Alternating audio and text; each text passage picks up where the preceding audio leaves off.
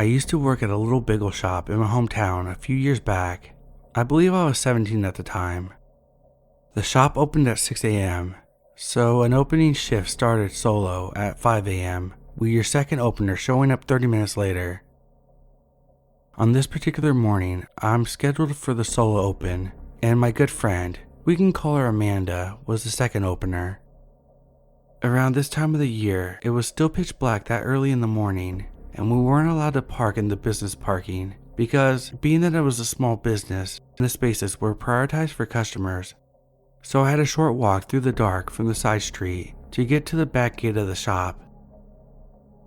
Anyways, I hop out of my car, lock it behind me, and start heading towards the building, and almost instantly after I lock my car, I see a figure pop out of the bushes of the neighboring building. It's a man dressed all in black with a baseball cap on. He starts down the sidewalk adjacent to me, and I tell myself that he's probably just an innocent homeless guy using the bathroom in the bushes. Maybe he got embarrassed when he saw me coming and stood up. Stupid, I know, but I keep my keys in hand and an eye on him. As I get closer towards the building, every time I peer over at him, he's already staring at me, making no effort to hide it. At this point, I pick up the pace, and he does the same. As I'm about to reach the parking lot, he shifts off the sidewalk and is now headed through the lot straight towards me. This is when I start to panic and realize the severity of the situation. For a split second, I just paused and completely stopped walking. I knew I wasn't close enough to be able to outrun him to the gate. With him crossing the parking lot, he would beat me there. But I also didn't have much confidence in my ability to outrun him back to my car. In that same moment, I guess he sees me second guessing myself and took the opportunity to begin full sprinting towards me.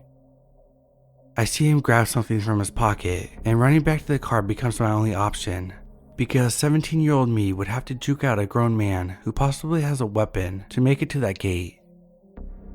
I don't think I've ever ran so fast in my life, literally ran like my life depended on it, and I could hear his feet smacking the road right behind me. I didn't scream or yell for help, I just remember thinking to myself, get to the fucking car. And by some means, I made it to the door and was able to lock myself inside. It was weird to me that he didn't even try to get into my car or pull the door. He kinda just stepped back, breathing all heavily, staring at me through my window before running back towards the back of the building and hopping a gated fence, which is where we unlock to get inside the building. I started my car and called 911. The operator told me to wait at the nearest open business, which was a Starbucks, and the cops would call me back when they had checked out the surrounding area. I started driving that way, and I'm like, oh fuck. I remember that Amanda will be showing up any minute now and walking to the back where dude might still be hiding. I call her and she says he's pulling up to work. I tell her don't get out of the car and give her the rundown of what just happened, and we meet up at Starbucks and wait for the cops to call us back. They check it out and he's gone. They stay while we open, get whatever info they still needed, and take off. We were both pretty shaken up for the rest of the day, and the more we discuss, the worse we feel. Amanda tells me that earlier in the week she remembers a man coming in right before closing and asking her questions that rubbed her the wrong way. Just stuff like saying he noticed that we didn't have any male employees, asking how many people usually work every day. If you guys open at 6, you must have to get here real early, huh? And some other offhanded stuff. She said when she left, he was sitting outside eating his food and saw her come from the back gate and lock up. She remembered what the man looked like, but the guy's face was a blur for me after how fast everything happened. We both assume that it has to be the same man, but who knows? Going forward from that day, my boss started scheduling us to open in pairs at 5:30 instead of 5, and you weren't allowed to go inside until your partner had arrived. We never had an issue like that again, but I've definitely cried and had major panic attacks every day for a couple of weeks afterwards, thinking about what could have happened. So, fuck you, Bushman.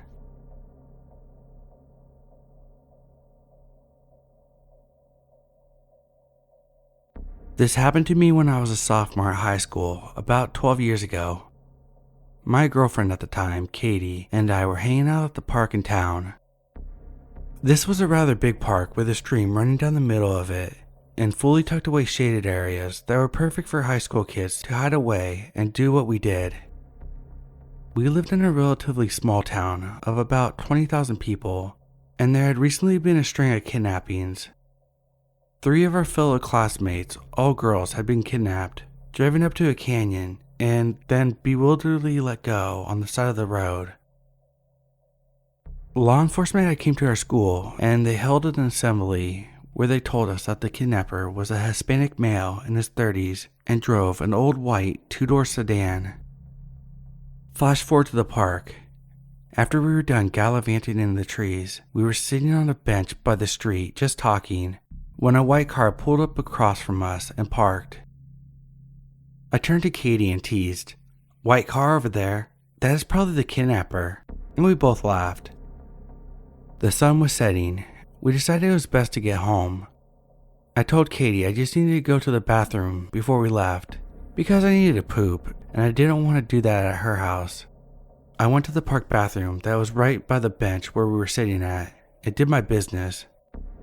It's important to mention that this was before we had smartphones, and just had one of those sliding cell phones, so I didn't spend my whole bathroom time scrolling or looking through my phone, but rather just in my thoughts. I came out of the bathroom and noticed Katie was gone. I called her name and looked around the bathroom building. I thought maybe she too had decided to use the bathroom. Out of the corner of my eye, I saw someone in the trees walking up the hill from the stream. I assumed it was Katie, and I walked down towards the individual. As I got closer, I noticed it was definitely not Katie, but a man who looked fidgety. I figured he might have seen where Katie went, so I yelled, "Hey!" to catch his attention and ask him. Instead of turning towards me, he bolted. For some reason, I ran towards him. I have to mention that I'm a pretty big guy. I am about 6'2", and in high school, weighed about 225. I played linebacker for the football team, so I was pretty muscly, in shape, and fast. I closed on the guy pretty fast and slowed down because I just wanted to talk to him. He slowed down as I got closer, and we were only a few feet from the white car. I asked him, "Have you seen a girl that I was sitting with a few minutes ago?" He responded in broken English, "I no see no girl, sorry." And then he got into his white car. He turned it on and peeled away quickly. It was at that point my dumb teenager brain finally decided to pull out my phone and text Katie. When I did, I noticed I had 11 missed calls from her and 5 from her aunt, who she lived with. I quickly called back. She answered and said, "Where are you?" I asked her what was going on and she told me the story. As soon as I had gone into the bathroom, the man in the car got out and walked towards her saying, "Excuse me, miss, come here." Katie's instincts kicked in and she ran. The man yelled, "You no run from me, bitch," and chased her. Katie was a regional champion track runner, and she managed to outrun him into the park and get to her house, which was only about a block and a half away. She told her aunt and uncle what happened, and they tried to call me, while her uncle called the cops. I walked to her house and she hugged me super tight. Eventually the cops came and we gave them our statements. My next door neighbor, who was a cop, told me that they eventually found out that the car was stolen, but they did not find the man. There also weren't any more kidnappings in our hometown after that. I'm grateful that the kidnapper was a smaller guy, who obviously was a bit of a wimp, and that didn't have a weapon. I'm also grateful that my girlfriend was damn fast, and her home was close by, or the story could have ended much differently.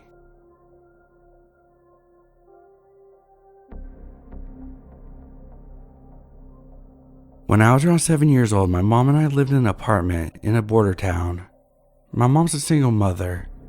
Anyway, in our apartment complex, like most, it had a playground. Luckily, our apartment was on the bottom floor and right next to the playground. Like most children, I loved playing there. I honestly can't remember, but my mom either went inside the apartment to grab something or let me play alone, but when she did, some random lady approached me. I've never seen this lady before, but she told me she had a huge Barbie doll house and a lot of toy Barbies. She told me she lived not too far away and asked if I wanted to go play. I remember saying, I have to ask my mom first, and that's when she said that she knew my mom and it's okay. I didn't know any better and I agreed to go.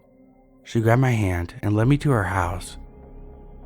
She did have a lot of Barbie toys and I was playing with them, but she didn't have any children around, so I'm not sure why she had all these dolls. Apparently, I was gone for some time because it started getting dark, and that's when I heard loud bangs at the door. The lady opened the door and it was my mom. She looked so frightened. She grabbed me and we moved out of the apartment soon after that happened, and I honestly don't remember what happened after that.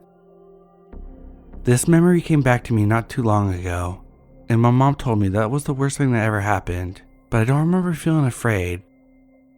Who knows what this lady had planned for me? Since we live 5 minutes away from the Mexican border and it's known for trafficking children, I could have easily been taken to Mexico and never seen again. My mom did tell me the reason she found me was because a bystander saw me walk off with that lady and then saw my mom frantically looking for me.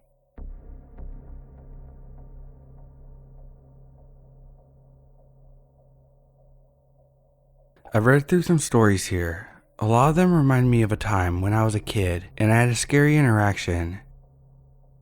So it was wintertime and it snowed recently. Everything was covered in nice pickable snow and me and my dad were making snowmen together. I was super young, in a pink snow coat and purple hat. I was obviously a kid. My dad needed something from inside, or he got tired and decided to let me play a bit longer while he warms up inside, so he left me alone. I'm from a super small town where everyone knows everyone and it's pretty safe normally, and I was in sight from the kitchen window, so my parents felt safe to leave me outside for a bit of time. Apparently this was more sketchy than anticipated. I remember rolling up snow for a snowman and a van pulling up in front of me. It looked like a white minivan with a lady in the passenger seat. They asked me if I seen a puppy and said that their puppy had just ran away. I can't remember what the puppy's name was, but I'm pretty sure it was something generic like Buddy or Bandit. This is where I think back on this and my alarm bells are ringing. The woman asked me if I would like to go in her van and help them look for the lost puppy and that they really miss their dog. They asked me a few times before my dad, thankfully, saw that someone was talking to me in the yard, and he asked the lady why she would be talking to a kid alone. And the lady and whoever else was in the car just drove away. Unfortunately, it seems that small towns are more of a target than I would think. We had an ice cream man try to convince a few kids to get into his truck for free ice cream, a year or two after the lady lost her dog.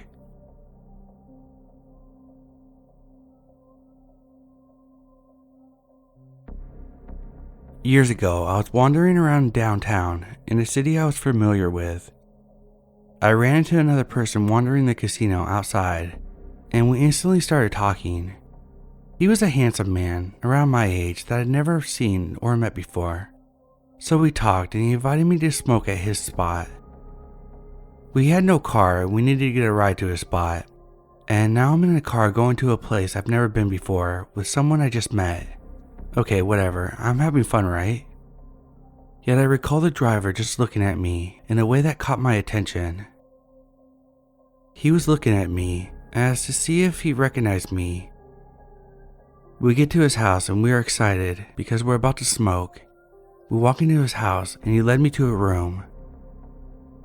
With the door slightly open, I noticed someone just laying in bed in the next door across from where I sat, and the person didn't move. He told me to get comfortable, and he left to go get some weed from the guy who was in the bedroom down the hall. I look around the room, and I noticed that there was a lot of kids' movies, a TV, and bars and blackened window. I looked at the door and there was only a lock on it, no knob, and the lock needed a key to open it and shut.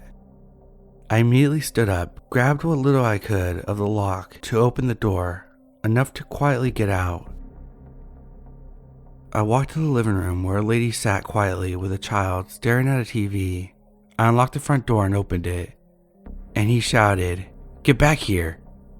I ran to an open gate around the yard and screamed. I ran across the busy street to an auto parts store and asked if I could use the phone. I called a friend and rambled a conversation in desperate need to calm down. I honestly believe I escaped a really bad environment that I might not have been seen from again if I didn't follow my instincts.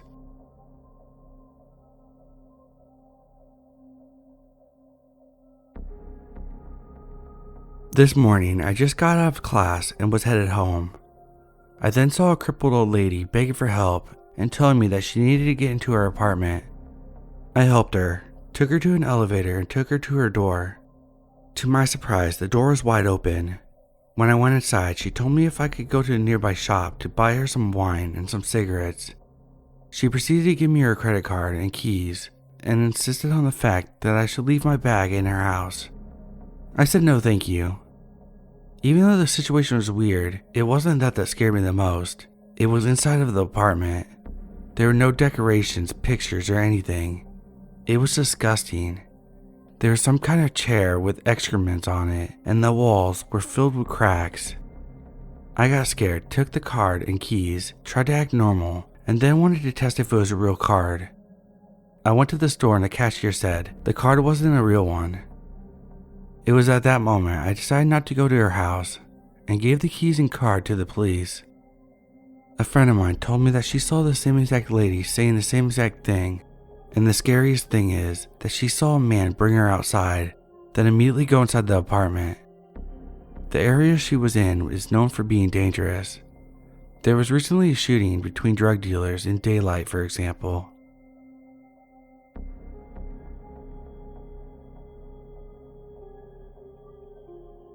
A bit of a backstory. I'm 18 and a leader in the Boy Scouts of America troop. The troop I'm affiliated with is about 50 minutes from where I live, and to get there, I'd have to go through a larger town, 50k plus people. This town is split in half by a river, and the part of the city north of the river is considered to be a rougher part of town and higher homeless population. After the scout meeting, I drove around town to see the Christmas lights, and eventually made my way into the rougher area. I drove past some nice decorations, and then turned down a side street. There were street lights at every intersection, but it was nearly pitch black in between the street right where the alley is. As I turned, I see someone in a black coat just standing in the middle of the road where the alley is, with their arms at their side. They started walking towards me really slowly and raised one of their arms up in the air like they were signaling me. I had recently watched a video where a young woman waved a car down on a dark road and had people with her that had what I could only guess were some evil intentions. As soon as I saw this person in the darkest part of the street, my blood ran cold and I backed up and drove away as fast as I could, while paralyzed in fear. In hindsight, I probably could have called the police dispatch to see if this person actually needed help, but who knows.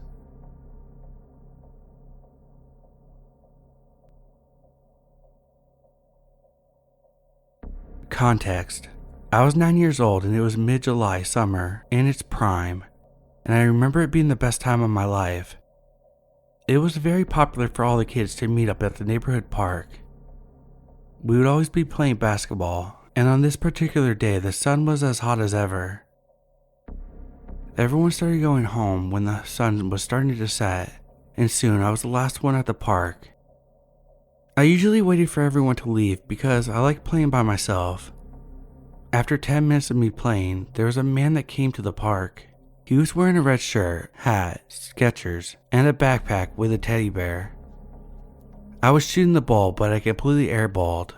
The man comes down from the park, sprinting, and hands me the ball saying, "Really nice ball you got there. I have some more in my house if you want to come." I remember the one rule my parents always taught me to follow. It was to never trust someone you didn't know, so I just asked for my ball back. He got really mad, then said no, and ended up walking away. I ended up going home, not telling anyone, eventually forgetting about the whole situation, until about 3 years later at one of my baseball games at the park, I saw the man at the end of the fence staring at me. I was up to bat and just lost focus because it all hit me. All those years ago, that man was trying to get me into his house, and now he shows up to my game. This is where it gets really weird, and I wasn't paying attention at all when the pitcher threw the ball and I got clocked right in the face and got knocked out. I wake up 15 seconds later to see if the man is gone, and he was. I haven't seen that man ever since. This is something I'll never forget, and it haunts me to this day.